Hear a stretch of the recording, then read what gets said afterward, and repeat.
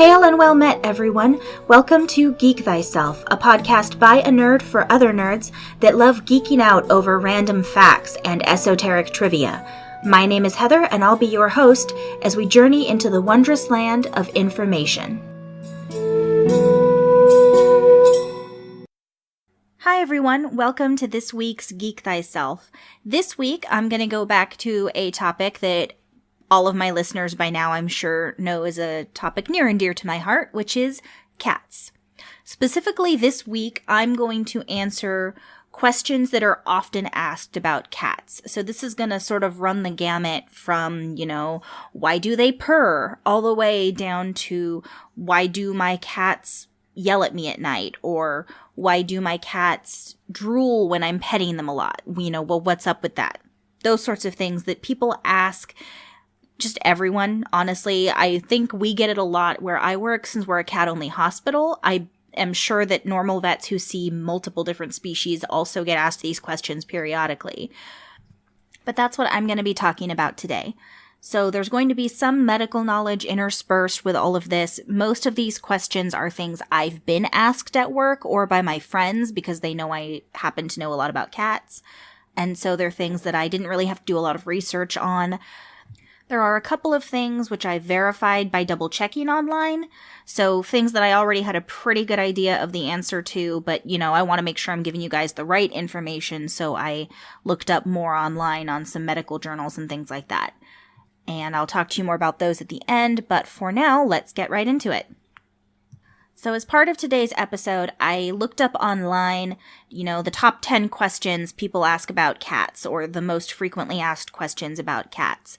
So, of course, one of the first things that pops up is, the 10 most Googled questions for cats. Well, the first one on every list I found pretty much was, why do cats purr? Which is a question I have been asked at work before. So the why of cats purring generally has to do with some sort of emotional response to something. I've seen it in two different areas. One is when they're really happy and content, such as when I'm at home with my cats and they're purring and making biscuits or kneading on me. And, they're really happy and comfortable. They're excited mom's home, that kind of thing. I've also seen it at work, though, with cats that are nervous. It's not as common to see in that situation, but we do see some cats come in and they're clearly not happy to be at the vet hospital. They're nervous, they're wanting to hide. Sometimes they will purr anyway, though. And so we consider that more of a stress purr is how we refer to it. It's not as common, but I have seen it. We don't have a definitive reason for the purpose behind purring. We know that cats do it, and we know some of the things that trigger it. It's essentially vibrations of their vocal cords, and it's usually in response to some sort of neurological stimulus, mostly emotional. So things like when they're happy and content, or things like when they're nervous at the vet. We'll also sometimes see them do it when they're injured or ill. And so there are some who think that it might be some sort of healing effect in some way. There's people who look into that. There's also possibility that it's communication between cats or between the cat and whoever it is they're with.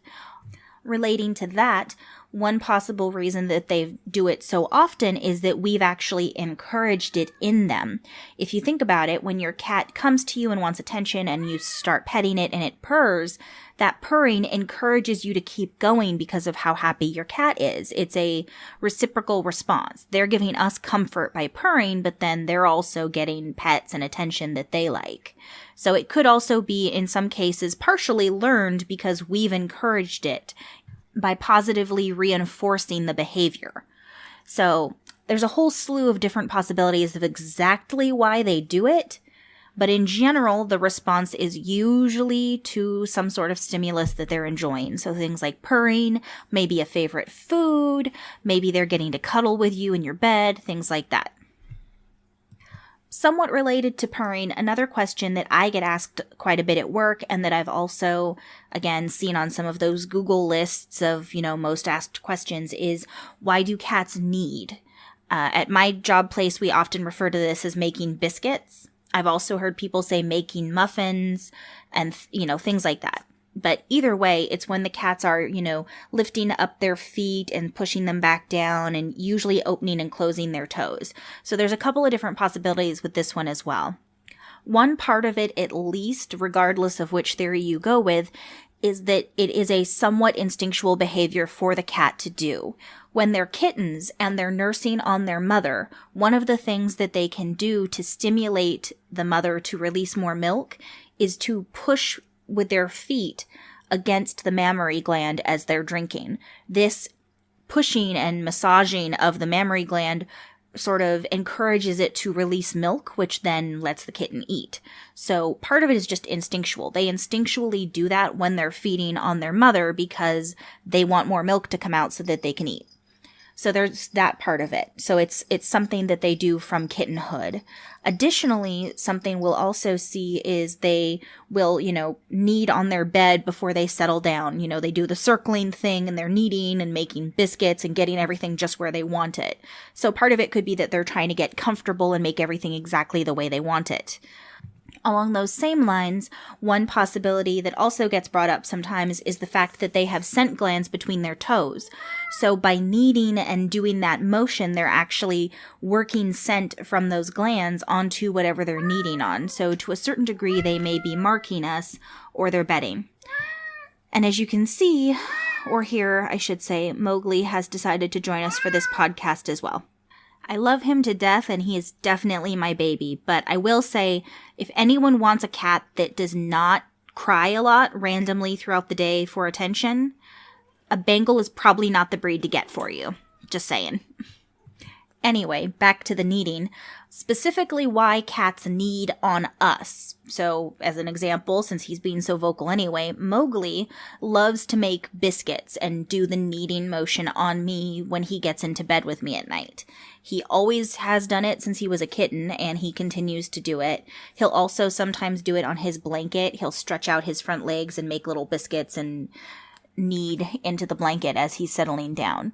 So in his particular case, I suspect that more of the reason he's doing it has to do with an instinctual response to being really happy and content and being with mom to a certain extent. I mean, I had him since a kitten, so for the most part, I'm mom. So a lot of why a cat will make biscuits and do the kneading motion is definitely instinctual from kittenhood, like I mentioned earlier, but it's also possible that the exact triggers for a particular cat can be very different. I will say also, with kittens that I have bottle fed, because I've done a lot of kitten fostering over the years at the cat hospital that I work at, one of the things I will see sometimes, or that I'll hear about when people come back and tell me about the kittens they've adopted that I had raised, is that those particular kittens and cats will sometimes be more prone to making biscuits and more prone to also suckling on their blankets. This particular behavior is something that a lot of cats will do if they've been bottle fed. Not every bottle-fed kitten will do this as an adult, but I have heard about it from several people over the years that have taken kittens I raised and bottle-fed and fostered.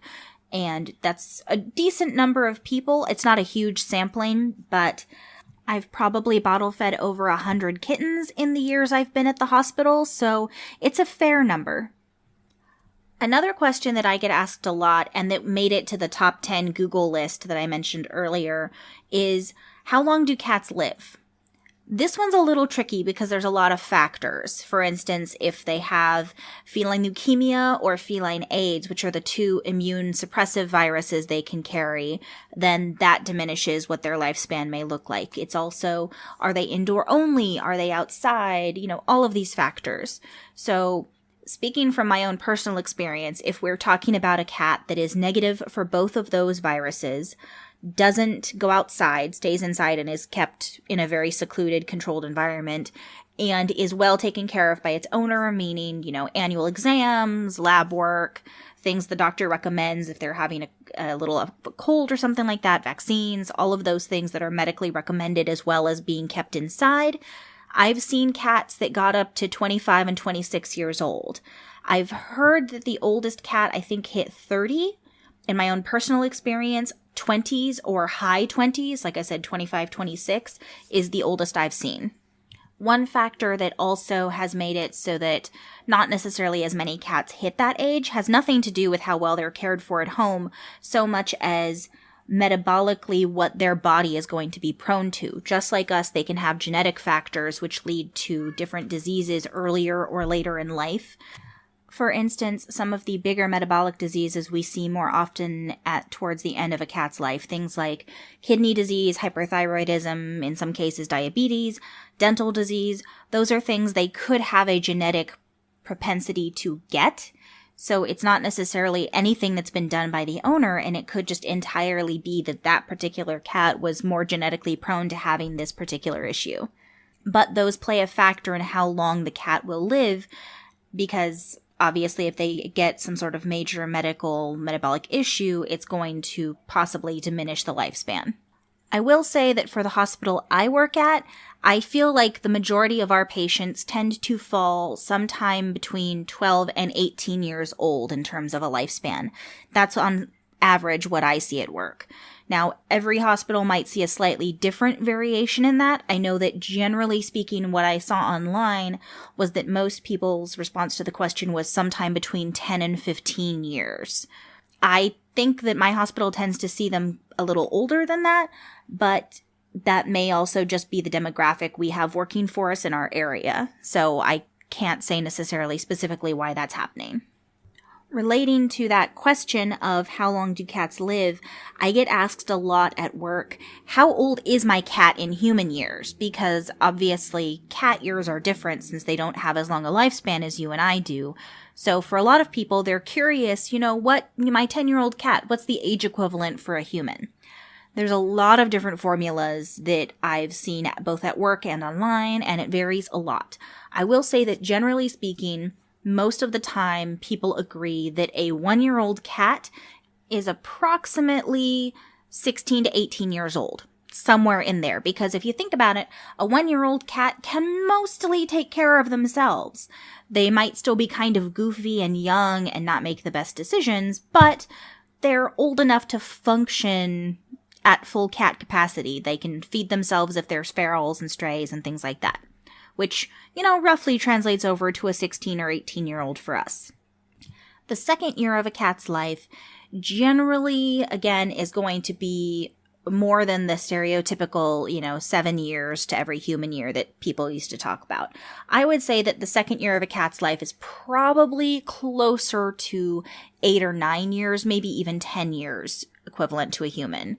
So that would make a 2-year-old cat somewhere between, 16 plus 9, somewhere between 25 and 28, which I think actually is appropriate because a 28-year-old human, we're still young enough to go out and do things. We're still active.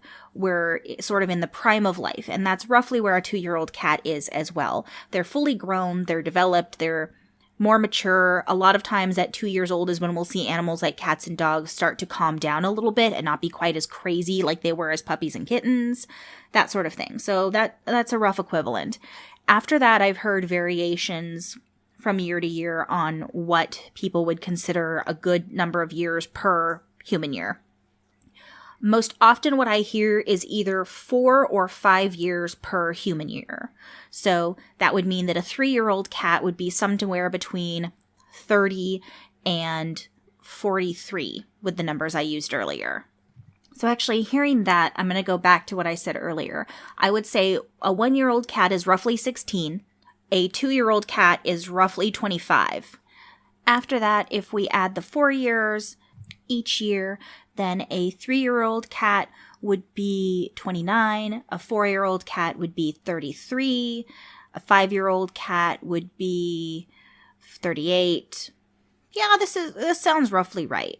So I believe if I'm doing my math right, 25 and then 8 plus 4. So that would mean that a 10-year-old cat is roughly 65?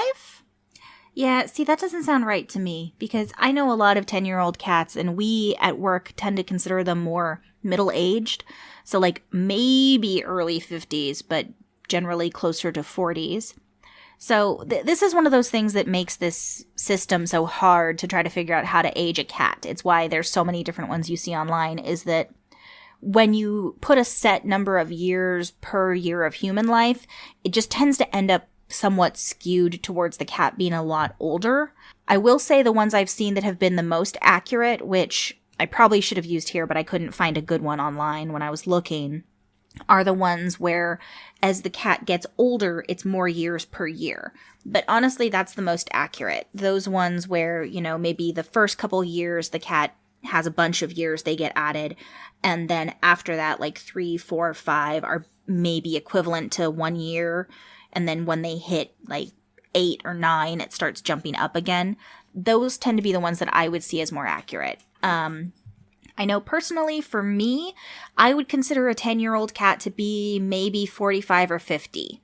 Somewhere around middle-aged. And then as they get older, that kind of goes up. For instance, a 15-year-old cat, that's a pretty decent age. I would consider a 15-year-old cat to probably be roughly maybe 80 in human years. No, not quite even 80. More like 70 in human years would be what I would consider an equivalent for a 15-year-old cat to a human. But that's just me, and that's another thing that makes this so subjective. There is no real way to put an exact equivalent on it, because obviously we're two very different species. We don't age the same. So it makes it tricky. I can say, just mathematically, if you look at the numbers, some of the oldest humans that have ever lived to be around 125. Cats live, on average, I would say the oldest I've seen is 25. They can live longer. There have been cats that have lived longer. But I think consistently for a lot of hospitals, the oldest cat you'll see hits around 25. So if we do the math that way, that would mean that roughly 1 cat year is equivalent to 5 human years, which would make a 10-year-old cat 50, and it would make a 15-year-old cat 75. So that actually might be the closest equivalent we're going to get. It doesn't quite work out because when they're kittens, they mature so much faster, but I would say roughly 5 years to a human year is probably about as close as you're going to get. With that, we're going to go into our break, and I'll be back after that to talk to you about more frequently asked cat questions.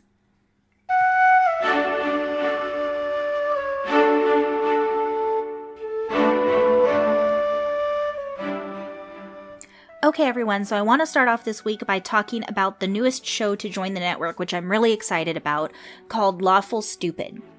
It's set in a homebrew world, and it's an actual play D&D podcast. You can follow along as Atlas, the full orc barbarian, Rowan, the half-elf bard, and Kristoff, the tiefling sorcerer rogue, go up against all of the things that Dwayne, the DM, throws at them.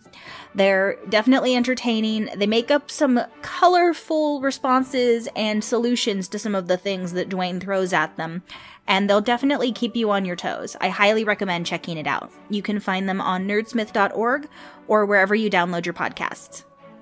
The other show I want to talk about this week, and I've talked about it a couple times this month, I think, but don't care, it's Dear DM. This week, and it actually just released the other day, Joe is talking to Keith Baker, the creator of the world of Eberron, which is something that I think is absolutely fantastic. I love the Eberron setting.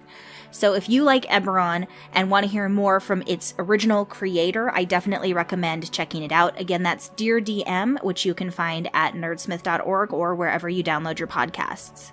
And with that, let's get back into this week's topic.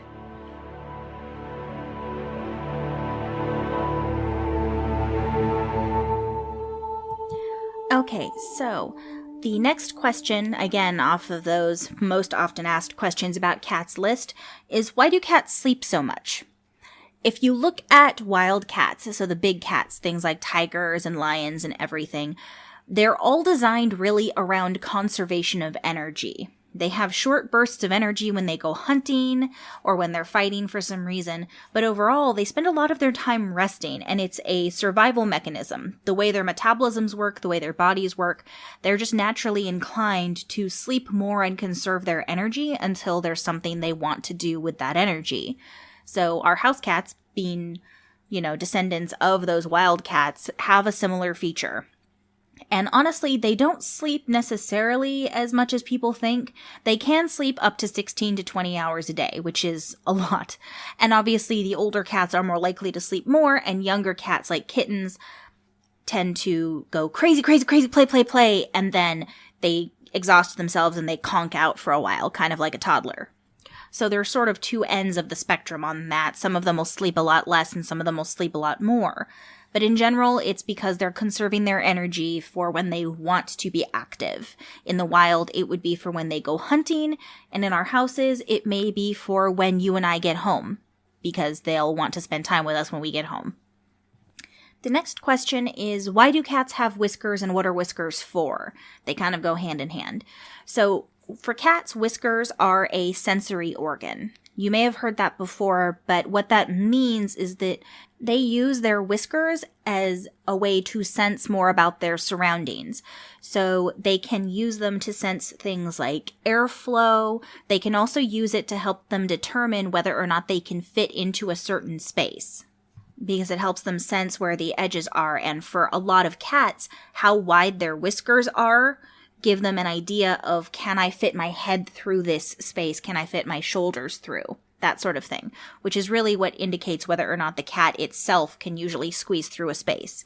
Now, for overly heavy cats, this may vary a little and it may not be as accurate, but in general, if a cat's whiskers and shoulders can fit through a hole, so can the rest of their body. Like I said, there's exceptions for those cats that might have gotten a little tubby, but other than that, it's pretty accurate. So the next question is, why do cats like catnip, and or what does it do for them? So catnip has specific oils and scents to it that cats have a chemical response to in their brain, and it makes them stimulated. Now, not every cat has this reaction. There are some cats who don't care about catnip at all. A few years ago, I went to a seminar where they were talking about roughly 80% of cats respond to catnip and about 20% don't.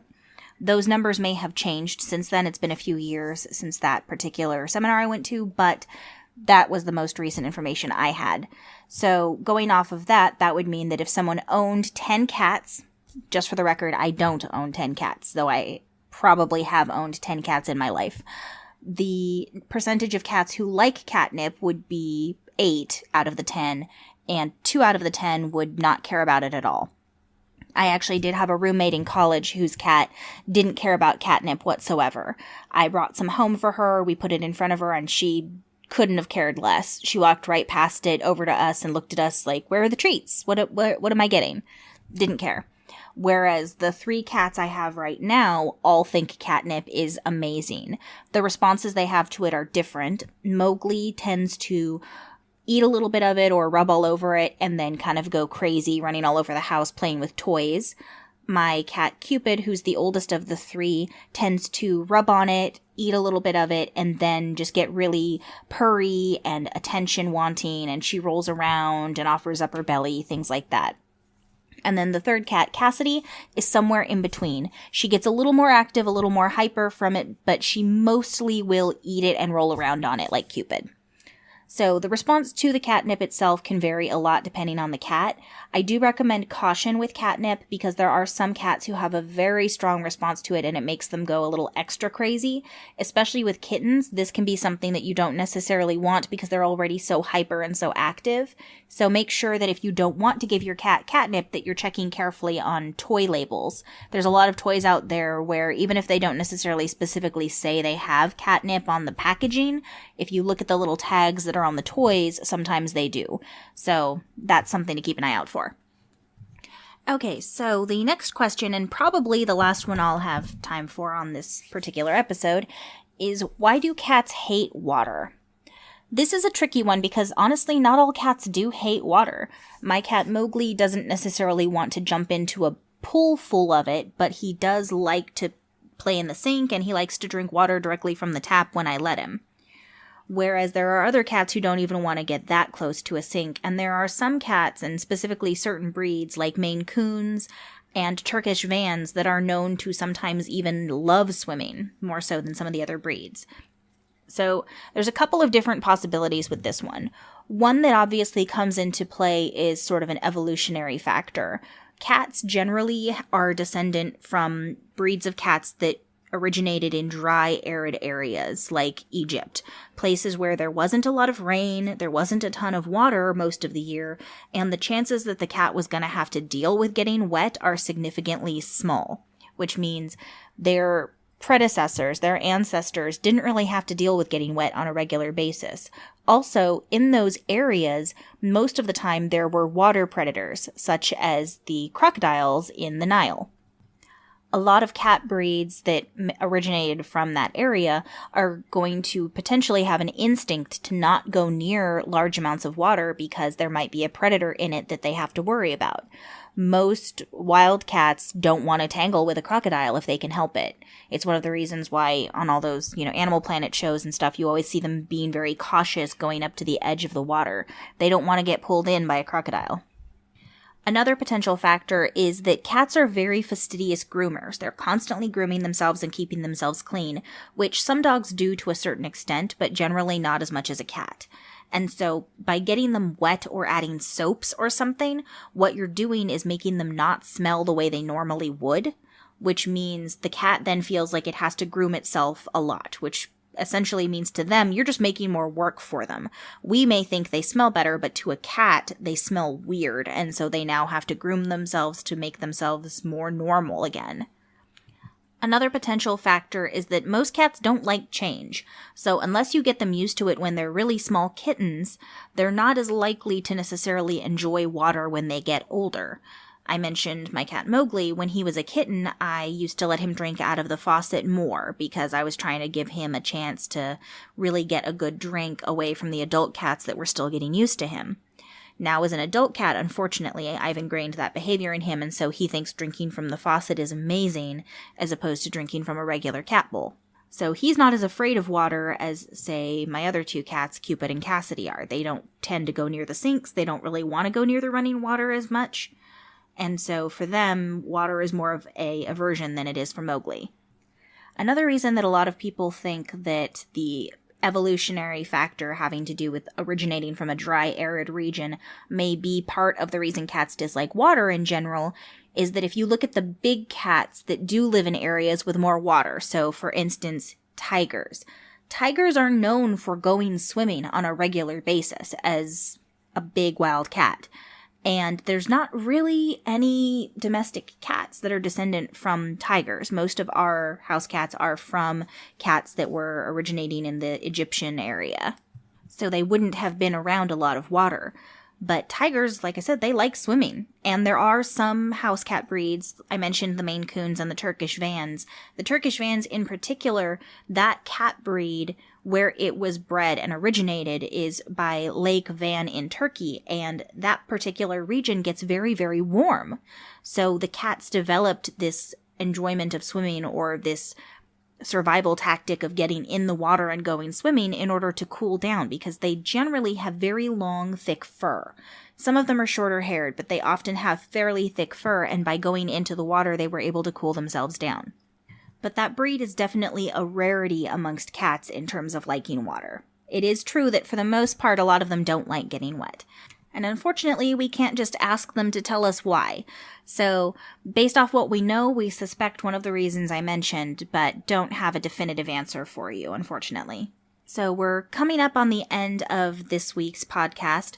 I didn't get to fully finish that top 10 list from the Googling that I mentioned. So what I'm going to do is actually make this a 2-part episode. First one I've done. So this week will be part 1, and then next week I will finish off the top 10 asked questions about cats and continue on with a few others which may not make the top 10, but they're ones that I've heard a lot at work. So to fully end and round out this particular episode, I want to go back to the middle where I was talking about our newest podcast, Lawful Stupid. Even before they joined Nerdsmith, they had been doing something which we really were inspired by called Min-Max Mankind. What they were asking is for role-playing game podcasters to join them in rolling a D20 and donating that money to some sort of charity. And it could vary depending on the podcast. So Lawful Stupid donated to an organization called Child's Play. and I'm going to be rolling a d20 and donating to the World Wildlife Fund. I'm not an RPG podcaster on this show, but I am part of Shenanigoons here at Nerdsmith, and just in general, I think that a project like this is a really good one to support. So for anyone else who's interested, or anyone who happens to listen to me that does a role-playing podcast, or even if you're just playing with your home group and you guys want to be involved, you can go to lawfulstupid.org, and they have more information at the top of their site. There's a link for the Min-Max Mankind. You can also go online and tweet at them. They're at stupidlawful, and let them know that you're participating with the hashtag MinMaxMankind. The more we can do to help out everyone, the better. So with that, I'm going to roll my d20 and add my Shenanigoons character Val's highest stat, which is a +4 to her wisdom. I rolled a 12, so I'll be donating $16 to the World Wildlife Federation. And again, if you want to join us in Min-Max Mankind, please go to lawfulstupid.org and look at the tab that has Min-Max Mankind information, or let us know online and tweet us with the hashtag MinMaxMankind. And I'll be back next week with more information on frequently asked cat questions. Please remember to check out the other wonderful podcasts and productions here at nerdsmith.org. I'll be back next week with a new and interesting topic, and until then, don't forget to geek thyself.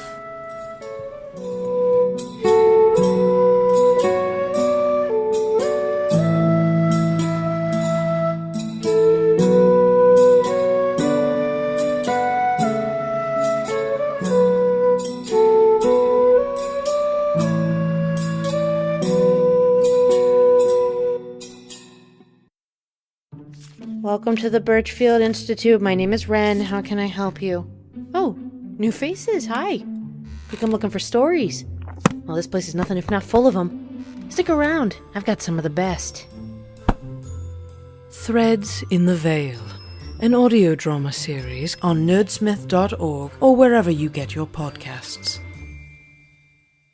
Crosswords with Will Crossway. Advice and analysis for the musician at the gaming table. Available on nerdsmith.org or wherever you watch your YouTube videos. YouTube, right? Probably YouTube.